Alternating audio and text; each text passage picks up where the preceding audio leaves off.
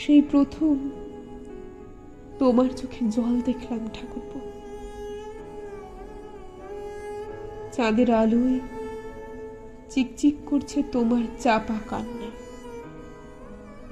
আমি বললাম, ঠাকুরপো, তোমার জন্য আমার মন এতদিন যে মালা গেঁথে রেখেছে, আজ এই চাঁদকে সাক্ষী করে সেই মালা তোমার গলায় পরিয়ে দিলাম। তুমি তোমার জীবনে আমাকে বরণ করে নাও।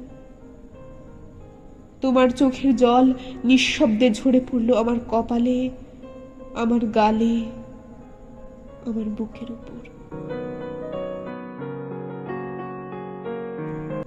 প্রাণের ঠাকুরপো, জীবনের এই শেষ দিনে তোমাদের ছেড়ে চলে যাওয়ার আগে অনেক কথা মনে পড়ছে।